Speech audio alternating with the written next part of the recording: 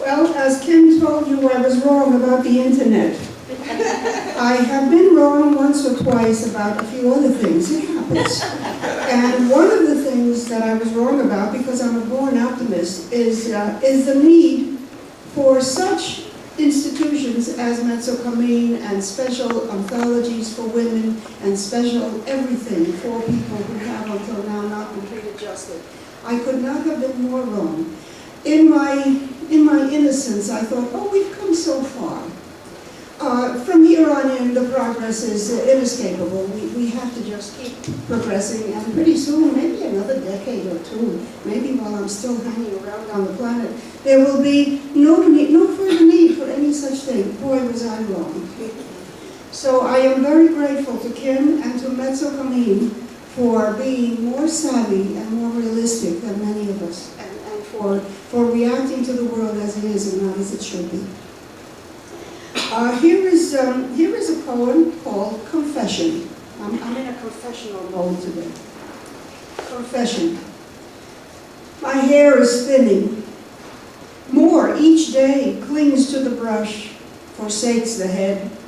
Its lush, dark handfuls now instead meager and gray. A very minor grief, it's true, when plague and famine, death and war bereave so many of much more. Yet grieve I do, holding the mirror to my crown, observing how the landscape's changing calls for some artful rearranging. It gets me down, though I'm ashamed to be caught weeping over such paltry stuff as curls, as if the crowns we wear as girls were meant for keeping. And here is a set of two sonnets, and appropriately enough, about women who were well known and important in my day and still remembered, and who deserve to stay remembered. Two cameos. Rita, part one, Rita. Daughter of Spanish dancers who would train her in their art back when her name was still Cancino. She was beautiful.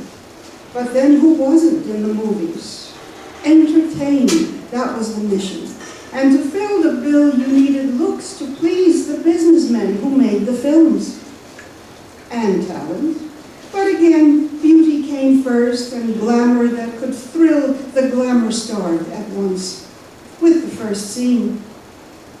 Her name, though, would it play in Centerville? Wouldn't the sticks, they thought, prefer some plain English, whispering money for a queen? Okay, she would be Hayworth for the screen. Now that says regal, not a word of Spain. Now part two, Hattie, as in McDaniel. Talent robed in fat, the first black winner of an Oscar, played Mammy, who hovered over Vivian Lee. Some resented her role, her this and that, the humbling of her gifts. They felt betrayed by her portrayal of their race. But she who laughed at symbols said, I'd rather be acting the part on screen and being paid $700 a day, a royal sum, than earning $7 as a real live maid. After she spoke on Oscar night, they sat her in the back, where she'd been summoned from, the Negro section. Look how far we've come. Who paid to get us here, and paid with what? Here is, well, let's go back to Confession. This is called Familiar Faces, and to some of you in the audience this will be familiar, but not to too many. I'm looking out at a lot of young people. Familiar faces. Familiar faces you can seldom name in thought, as in some supermarket aisle, rush toward you, then goodbye, always the same. At first, alarm, and then a flush of shame because you're not sure who's behind that smile. So many faces now that you can't name. They nod, as if establishing a claim to be remembered here and now. Meanwhile, you wonder if they're wondering the same. doing the alphabet, that silly game in which you flip through memory's tattered file, hoping some letter will retrieve a name. Sometimes it works. Sometimes the social frame almost succeeds. That was the juvenile books author you once read with on the same panel. Or the junior high old flame who exercised his most transparent guile to kiss you. But how could you lose his name? Sometimes you sense what distances they came to visit you in dreams, wearing the style of other decades, calling you by name. It's you think, but who can still say?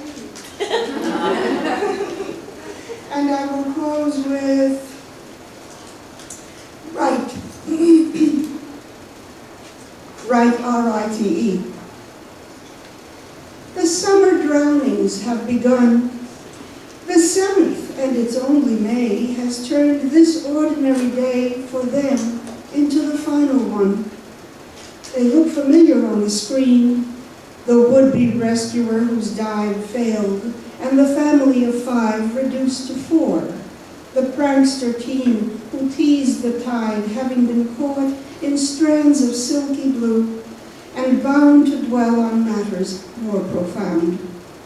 Now motionless, submerged in thought, they scan the river's purling foam, bowed like suppliants in a freeze, as if still hoping to appease the current that might bring them home.